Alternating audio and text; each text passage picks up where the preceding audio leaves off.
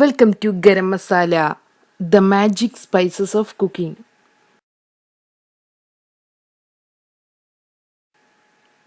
കപ്പപ്പുഴുക്ക്. ഇന്ന് നമുക്ക് കപ്പപ്പുഴുക്ക് തയ്യാറാക്കിയെടുക്കാം. ഇത് റൈസിൻ്റെ കൂടെ നല്ലൊരു കോമ്പിനേഷനാണ്. ഇതിനെ നമുക്ക് ചായയുടെ കൂടെയും സെർവ് ചെയ്യാവുന്നതാണ്.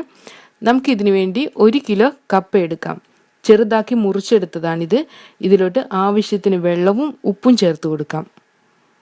ഇനി ഇതിനെ നമുക്ക് അടച്ച് വെച്ച് വേവിച്ചെടുക്കണം. ഒരു പ്രഷർ കുക്കർ ഉപയോഗിച്ച് വേവിച്ചെടുത്താലും മതി.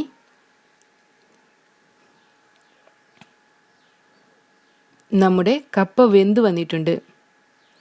ഇനി ഇതിലെ വെള്ളമെല്ലാം നമുക്ക് കളയാം.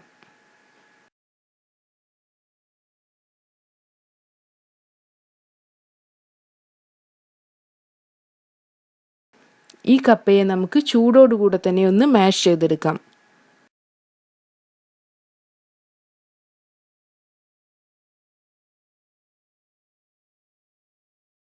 അടുത്തതായി ഇതിലോട്ട് നമുക്ക് തേങ്ങ ക്രഷ് ചെയ്തത് ചേർത്ത് കൊടുക്കണം.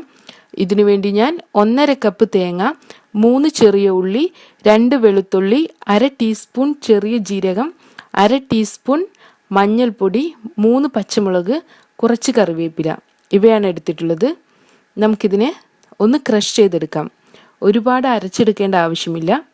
ഇങ്ങനെ ക്രഷ് ചെയ്ത് വെച്ചിട്ടുള്ള തേങ്ങയെ നമുക്ക് മാഷ് ചെയ്ത് വെച്ചിട്ടുള്ള കപ്പയിലോട്ട് ചേർത്ത് കൊടുക്കാം.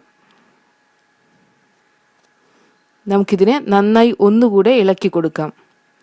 ഉപ്പ് കുറവാണെങ്കിൽ കുറച്ചുകൂടെ ഉപ്പ് ചേർത്ത് കൊടുക്കണം. ഇതിനെ നമുക്ക് മീഡിയം ഫ്ലെയിമിൽ 5 മിനിറ്റ് വേവിച്ചെടുക്കണം.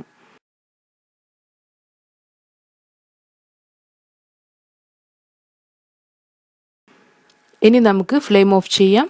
ഇതിനെ നമുക്ക് അടച്ചു വെക്കാം. അടുത്തതായി നമുക്ക് വറവ് തയ്യാറാക്കിയെടുക്കാം.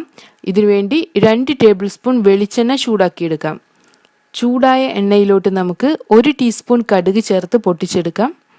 കടുക് പൊട്ടി വരുമ്പോൾ നമുക്കിതിലോട്ട് 2 വറ്റൽമുളക്, കുറച്ച് കറിവേപ്പില ഇവ കൂടെ ചേർത്ത് കൊടുക്കണം.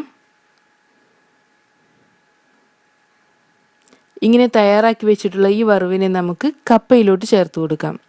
നമുക്കിതിനെ നന്നായി ഒന്നുകൂടെ ഇളക്കി കൊടുക്കാം.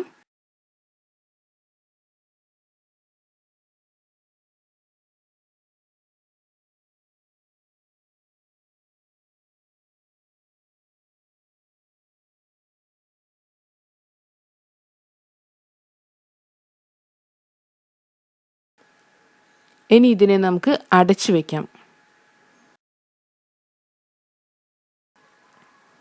അങ്ങനെ നമ്മുടെ സ്വാദിഷ്ടമായ കപ്പപ്പുഴുക്ക് തയ്യാറായിട്ടുണ്ട്. നമുക്കിതിനെ ചൂടോടുകൂടെ തന്നെ സെർവ് ചെയ്യാം. Thank you.